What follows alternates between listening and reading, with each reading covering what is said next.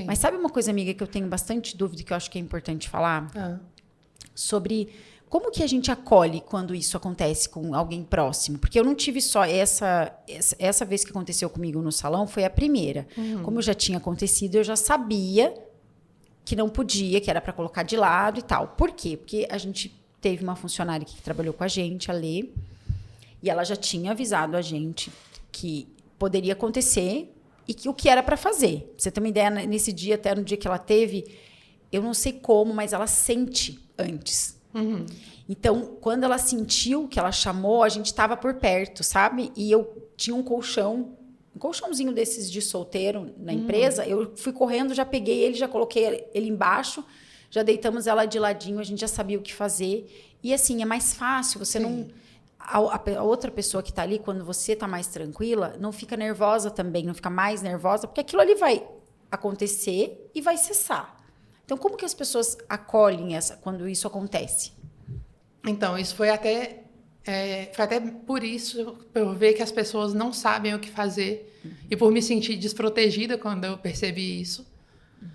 Afinal de contas, é um momento que eu estou totalmente inconsciente, né? Que eu comecei, na minha outra conta, a fazer conteúdos voltados para a epilepsia e para as crises convulsivas. Porque, assim, eu um dia fiz uma enquete lá, perguntando, você saberia o que fazer se você se deparasse com uma pessoa tendo convulsão? A maioria esmagadora das pessoas disse que não. E entre as pessoas que disseram que não, estavam os meus irmãos mais novos, que não são crianças nem adolescentes, não. Hoje em dia, a mais nova tem 27 anos. Então, eu fiquei preocupada, porque eu falei, gente, em casa eu não estou segura. Em casa, os meus irmãos não sabiam o que fazer. Só minha irmã mais velha, que já era casada e já não morava mais comigo. Falei, em casa, eu estou desprotegida. Falei, então eu tenho que ensinar. Daí eu ensinei, e é tão simples. E é assim, é uma coisa tão simples que você pode fazer e salvar uma vida. Porque a convulsão em si não vai matar a pessoa. Não. Mas o processo todo pode levar a pessoa a ficar sufocada e tal, a asfixiar. Então, o que acontece? Você vê uma pessoa tendo uma crise convulsiva na rua, em casa, onde for, primeira coisa a fazer, ela já está caída ou ela está caindo. Se ela estiver caindo, você ajuda a cair sem ela bater a cabeça. Coloca a cabeça dela de lado. Se não conseguir colocar o corpo todo, não tem problema, porque o corpo vai continuar mexendo. Mas coloca a cabeça dela de lado e segura a cabeça dela de lado. Só a cabeça. Só a cabeça. Você não vai conseguir segurar o corpo inteiro.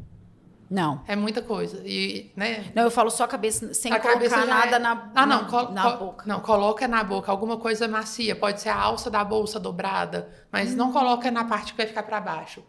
Coloca na parte que vai ficar para cima.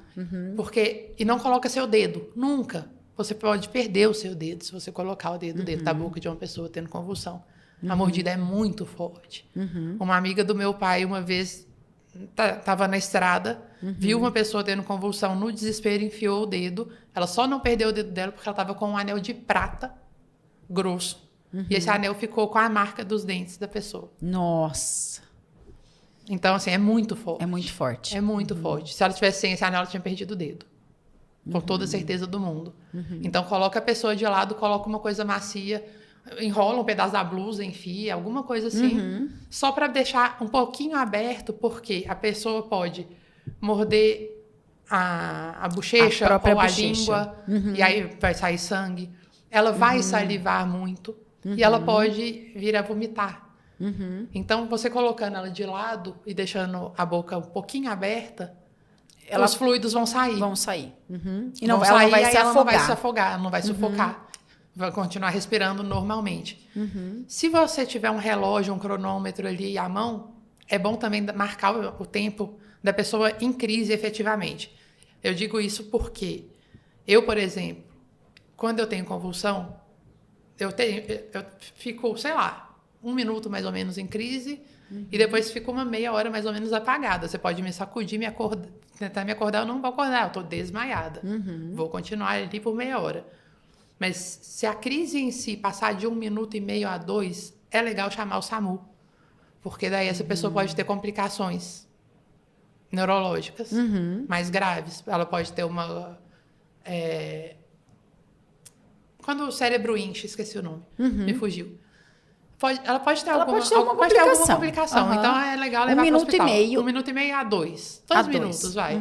Passou de 2 minutos. Normalmente são segundos, assim. Né? Então, é que para quem tá vendo, parece que é muito, mas são segundos ali, 30 segundos, 40, eu já. É dificílimo que tenha passado mais do que isso, mas é importante cronometrar, porque se passa, você chama o SAMU. Porque exatamente o que você disse, né? Você acha que tá ali há 2 horas e tem só 30 segundos. Sim, porque sim. é um tempo infinito enquanto você está assistindo uma convulsão, porque mesmo você sabendo, por exemplo, que eu posso ter uma aqui a qualquer momento, é um susto. Não, sabe que eu fiquei mais assustada bonita. na hora que a Lê teve? Ela estava segurando, que eu fiquei preocupada, na verdade. Ela estava segurando, na hora que ela teve a crise, uma prateleira de produto. Oh. E ela não soltava. E a prateleira poderia ter vindo. Então, e cair tudo em cima dela. Eu chamei a Patrícia, falei, Paty, segura a prateleira que eu seguro a Lê. E aí eu tentava abrir a mão dela para tirar ela, porque a prateleira ia vir em cima dela. E talvez a gente nem conseguisse segurar. Então, ali foi mais a tensão da prateleira talvez caindo sobre ela do que o que a gente tinha que fazer, sabe? A gente já mais ou menos sabia. Aí depois que ela soltou a mãozinha, daí eu deitei ela, daí tudo e foi rápido. Rápido no sentido assim... Não foi... Rápido no relógio. Rápido no relógio, exatamente. Mas no momento ali, o importante é manter a calma, né? Manter a calma, não ficar desesperado, porque a pessoa não está sentindo dor, ela não está... Não está sentindo nada. Nada. Ela está apagada, exatamente. E aí depois ela não chegou a desmaiar e ficar um tempo fora. Ela acordou, ela acordava, sabe? Ela estava acordada. Tem gente que volta imediatamente. O meu caso é esse que fica desmaiado mais um tempinho ainda. E aí, assim, na hora que a pessoa acorda, ela acorda meio desorientada. Então, é legal você dar uma situada e falar, olha, aconteceu isso, mas tais providências foram tomadas. Isso aconteceu comigo... Teve uma única vez que aconteceu comigo de eu ter convulsão no meio da rua, sem estar com algum conhecido por perto. E esse dia, para mim, foi muito marcante, porque eu falo que deu um top-up, assim, na minha fé na humanidade.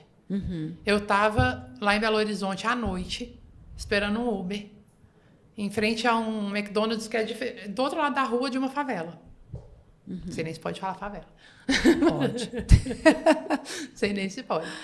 Mas é do outro lado da rua. E eu tava com uma mochila que tava com o notebook da minha chefe dentro dele. E um iPhone na mão, que eu tava esperando no Uber. Aí eu fui no meio da rua para ver se o Uber tava chegando. E aí eu senti uma tonteira nesse dia. Eu nunca sinto nada na hora de ter convulsão. Nesse dia eu senti uma tonteira e voltei para a calçada. No que eu voltei para a calçada, eu tive a convulsão. Daí, na hora que eu acordei, eu estava sentada numa cadeira, que era a cadeira do vigia do estacionamento do McDonald's. E eles fecharam a entrada do estacionamento e do drive, que era pelo mesmo lugar. O Uber que estava indo me buscar parou atravessado para ninguém entrar ali, para eles não terem que me deslocar do lugar onde eu estava. Daí, na hora que eu acordei, eles falaram, olha, a gente destravou seu celular, né, que era na digital, e ligou para a primeira pessoa que tinha aqui chamada e pediu o nome do seu pai. Seu pai já está chegando, você teve uma convulsão e tal. Então, o pai provavelmente também já alertou, né? Já falou que... Não, eles ligaram para uma amiga minha e falaram... O que você é dessa pessoa que é dona desse número, né? Não sabia nem meu nome. Aí ela estava na esteira na hora. Eu falei, por quê? Eu falei, não, porque ela teve uma convulsão, a gente precisa ligar para alguém da família. Ela disse que quase caiu na esteira. A pobre da Débora. Quase caiu na esteira. Ela falou, olha, eu sei que o pai dela chama Evaristo. Deve estar escrito Evaristo aí, porque eu não coloco pai, mãe eu tal. também não. Coloco, eu coloco só o nome de todo mundo. Aí, eles ligaram pro meu pai, e o consultório do meu pai era pertinho. Ele falou, não, tô indo para ir buscar ela. Ele estava acabando uma consulta e foi. E aí, eu olhei pro motorista do Uber e falei, moço, vai embora, vai trabalhar. Ele falou, não, enquanto seu pai não chegar, eu não vou. Porque já que eu não vou poder te levar em segurança onde eu ia te levar, eu quero te entregar em segurança pro seu pai. Ai, que lindo. Eu fico emocionada. Com certeza. E eu fiquei muito chateada de não poder avaliar esse cara, porque ele cancelou e não colocou para cobrar. Não dá para saber. Ele não colocou para cobrar nada. Então não tinha recibo, não tinha nada para poder avaliar ou mandar uma gorjeta para ele, alguma coisa. Sim. Mas, e assim, eu com o celular na mão, com o computador nas costas, e nada aconteceu. Apagada. E nada aconteceu. Não, amiga, a humanidade tem sim. Tem jeito. Tem jeito. jeito. Esse dia me fez retomar a fé na humanidade. Ainda mais depois, né, dessa fala do motorista do Uber. Foi muito lindo mesmo. Não, e como as pessoas, você vê, eles sabiam que você tinha tido uma crise convulsiva. Será que todo mundo sabe? Por isso que é importante. Eu apoio super, amiga, que você fale sobre isso no teu Instagram. Voltar a falar sobre isso.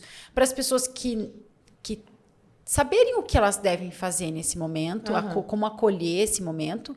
Sem se desesperar. Porque imagina, né? Que nem você falou. Imagina pôr o dedo, que nem todo mundo falava, né? Que podia enrolar a língua. Eu lembro que tinha essa... É um mito isso. É um mito. Eu lembro, antes da gente começar a falar, até quando você falou é um mito, eu falei, então eu não estou errada. Porque, na verdade, eu aprendi com a Letícia. Quando a Lei veio trabalhar aqui, que ela nos avisou, ela falou, olha, não precisa pôr a mão na boca, não enrola a língua. Ela que me alertou. Né? Então, não é todo mundo que tem uma pessoa tão próxima. Às vezes você está numa situação como no meio da rua. E isso acontece. E às vezes você tem uma pessoa próxima e ela não fala nada porque tem vergonha, porque tem um tabu muito grande. Porque as pessoas acham que a pessoa que tem epilepsia é louca, que a pessoa que é contagioso. E não é nada disso. Tem um tabu muito grande. E na época que eu comecei a falar no meu Instagram, eu fiquei muito nervosa assim, não, muito brava mesmo. Porque uma grande influenciadora, que inclusive você falou dela outro dia, num dos primeiros podcasts, a que mora fora, que mora na gringa, a brasileira que mora fora. Ela... Eu não sei o que... Mas enfim. A da Rosa Mosqueta. Sim. Ela abriu para a CBS e para a People, falando que ela tem epilepsia, que ela foi diagnosticada aos 9 anos de idade e que a mãe dela tinha orientado ela a nunca falar com ninguém. Nossa! Então, assim, ela ia para casa de alguma amiga, se ela passasse mal, ninguém sabia o que estava acontecendo. Ela viajava a trabalho com fotógrafo, com não sei quem, ninguém sabia. Ela foi abrir para o marido dela há pouco tempo, sabe? O marido dela soube pouco antes dela dar essas entrevistas. E ela falou nessas entrevistas, aí que eu fiquei nervosa, aí que eu fiquei brava, que era um fardo mais pesado que ela carregava, que era horrível, que ela não sabia se ela ia poder ter filhos e não sei o quê. E aí ela... Eu não sei se... Eu imagino que a ideia dela era conscientizar as pessoas, só que ela fez o contrário. Ela aumentou o tabu, né, acerca de um problema que não é tão sério. É sério, mas não é tão grave. E não é um bicho não de sete impediu cabeças. ela de ter filhos, porque ela tem, né? Sim, ela teve recentemente. Não impediu ela de ter filhos, não impediu ela de ter um marido, não impediu nunca ela de nada. De ter uma vida absolutamente normal. Normal, exatamente. Não tem problema nenhum falar sobre isso. Nenhum. É como a gente falar os problemas que a gente tem de pele. Sim. Que tem gente que tem a vida inteira alguns problemas. Por exemplo, a psoríase. A psoríase é uma coisa... Tem gente que acredita que a psoríase pode ser uma coisa contagiosa. Hoje a gente já sabe que não. Mas esse tabu... Tem gente que convive com isso a vida inteira. Era esse ponto que eu queria chegar. Tem gente que convive com isso a vida inteira e ninguém nem sabe. Só que a questão da epilepsia, eu acho que é importante que as pessoas saibam, que é importante conversar sobre isso, é porque quem vai estar próximo são pessoas estranhas às vezes. Sim, eu entro no Uber, eu aviso. Isso, exatamente. Não tem por que você esconder isso, eu entro no Uber e falo, olha, eu acho que não vai acontecer nada, mas se acontecer, faz assim. Tal, explico. Já aconteceu no Uber. Uma vez que eu estava virando à noite, eu virei à noite jogando jogos de tabuleiro com os amigos. Eu tinha acordado no dia anterior, sei lá, 7 horas da manhã para trabalhar. Aí fui para casa de uma amiga depois do trabalho para jogar jogo de tabuleiro. Saí de lá 5 horas da tarde sem tirar nenhum cochilinho do outro dia. Então, assim, claro que ia dar errado. Óbvio que ia dar errado. Nerd. Eu implorei, né, para dar errado. Implorei, mendiguei. Não foi Jovem Nerd, não, foi tipo Banco Imobiliário. Sim. War. Mas hoje em dia, hoje em dia... Não foi aquele... Não, quem escolhe ficar em casa com os amigos jogando é algo mais, né? Eu acho que eu preferiria ir pro boteco. Eu tava tomando uma cerveja. Tava tomando cerveja.